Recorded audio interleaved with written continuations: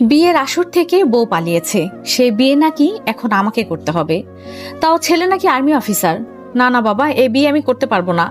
যেখানে army officer মেজরদের দেখলেই আমার গলা শুকিয়ে কাটকাট হয়ে যায়, বুকের ভেতরে ধরফর ধরফর শুরু করে, হাত পা কাঁপতে থাকে, তার সাথে বাসর সংসার অসম্ভব। হঠাৎ কোনো এক পুরুষালী কণ্ঠে আমার ধ্যান ভাঙলো। মিস মুগ্ধতা, হয় চুপচাপ এই বিয়েটা করে নাও, না হয় 5 মিনিটের মাঝে আমার হবু বউকে আমার সামনে এনে হাজির করো। অপশন দুইটা তোমার কাছে, নাও ইয়োর চয়েস, তুমি কোনটা করবে? কথাটা বলেই আমার সামনে থাকা মানুষটা হাতের ব্লেজার একটু গুটিয়ে নিজের হাতের ঘড়ি দেখলেন।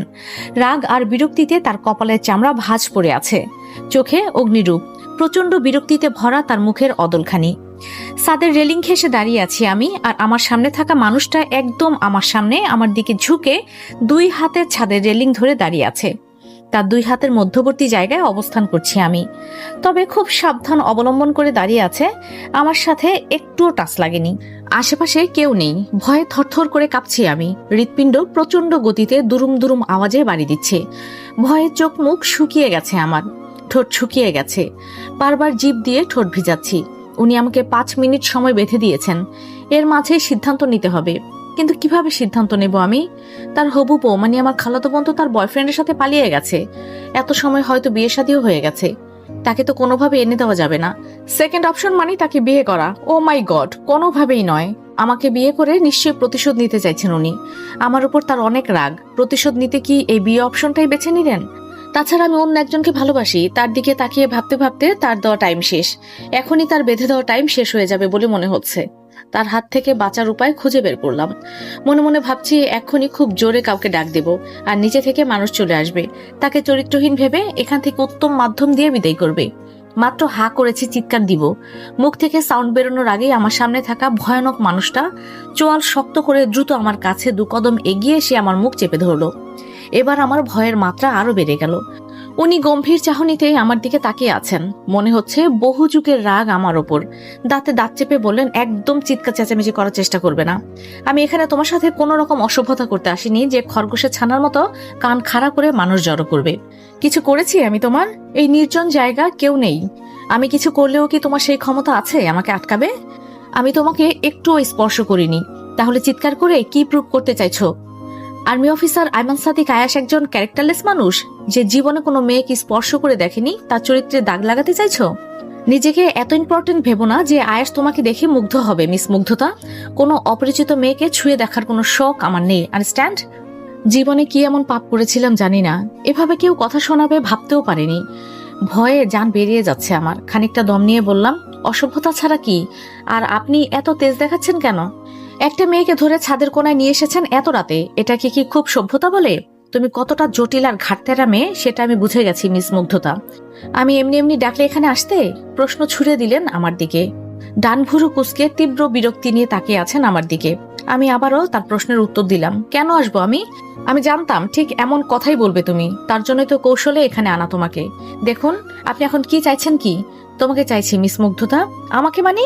কাল আমার ছুটি শেষ, আমাকে কালই বিয়ে করতে হবে। আমার বউ নিয়ে যশোর ক্যান্টনমেন্টে যেতে হবে। কাল আমার বিয়ের ডেট। আমার কলিগরা স্যাররা জানে যে কাল আমার বিয়ে হবে। কাল যখন হওয়ার কথা ছিল, আমার বিয়ে কালই হবে। আর ইউ লিসেন মিস মুগ্ধতা, তুমি দুইটা ভয়ানক অন্যায় করেছো আমার সাথে, তাই শাস্তি স্বরূপ তোমাকেই আমাকে বিয়ে করতে হবে। আর যদি বিয়ে না করো, আমি কিন্তু মামলা দেবো তোমার নামে। লাস্টবার ভাবার টাইম দিলাম। কি বলে মামলা করবেন শুনি? আর আমি কেন আপনাকে বিয়ে করতে যাব? খেয়ে দিয়ে আমার কাজ নেই? মামলা করবো এটা বলে যে তুমি আমার হবু বউকে উস্কানিমূলক পালাতে সাহায্য করেছো। আমি যত গয়না দিয়েছিলাম সেগুলো আত্মসাৎ করেছো। বাই দ্য ওয়ে, খেয়ে দিয়ে কোনো কাজ থাকলে হয়তো অন্যের বউ ভাগাতে না। মানুষ যে কতটা বিয়ে পাগল হতে পারে তা ওনাকে না দেখলে জীবনেও বুঝতাম না। বিয়ের জন্য উন্মাদ হয়ে গেছেন, বউ ছাড়া যেন দম বন্ধ হয়ে মারা যাচ্ছেন। নির্লজ্জের মতো কালি বিয়ে করবো বলে পাগল হয়েছেন। আপনাকে একটা মেয়ে বিয়ে করবে না বলে পালিয়ে গেছে, দেশে কি আর মেয়ে নেই? এখন আমাকে জোর করে বিয়ে করতে হবে? দেশে আরো অনেক মেয়ে আছে, কেউ তো আমার নামে অপবাদ ছড়ায়নি, আমাকে বয়ফ্রেন্ড বলে দাবিও করেনি, তাই না? দেখুন, আমার বয়ফ্রেন্ড আছে, আমাকে ছাড়া সে মরে যাবে। উনি আমার দিকে আরেকটু ঝুঁকে এসে বললেন, আমিও তোমাকে ছাড়া বাঁচবো না মিস মুগ্ধতা। মানুষ নিজের জীবনের চেয়ে কাউকে বেশি ভালোবাসে না, তাই নিজের জীবন বাঁচাতে তোমাকে বিয়ে করতে চাইছি। এটুকু বলে জোরে হেসে দিয়ে বললেন, এমনটা ভুলেও ভেবো না, ওকে? তুমি আমার লাইফটা জাস্ট হেল করে দিয়েছো, ফ্যামিলিতে আমার মান সম্মান নষ্ট করেছো। তোমাকে আমি ছাড়বো না মিস মুগ্ধতা। ফেসবুকের নামে অসভ্যতা করার মজা তুমি এবার বুঝবে মিস মুগ্ধতা। আয়াসের মান সম্মান নষ্ট করলে কি হয় এবার তুমি হারে হারে টের পাবে। দেখুন, সরি, আমার ভুল হয়ে গেছে। নিচে চলো, এখানে রেখে গেলে তোমার সো কল্ড বয়ফ্রেন্ডের জন্য আমাকে বিয়ে না করার জন্য ছাদ থেকে লাফ দিতে পারো।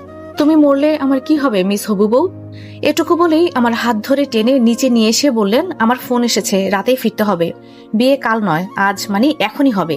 কাজী ডাকুন প্লিজ।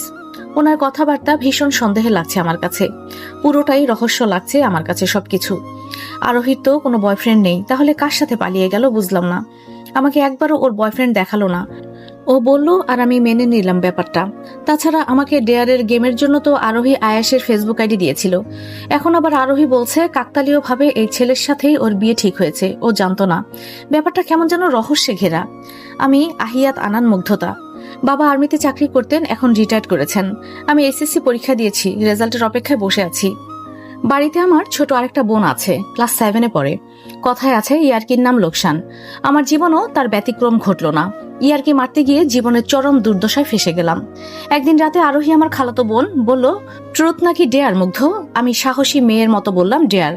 আরোহী বলল, কাজিনদের বোকা বানাতে হবে, কিন্তু সবাই যেন ভাবে এটা তো রিয়েল বয়ফ্রেন্ড।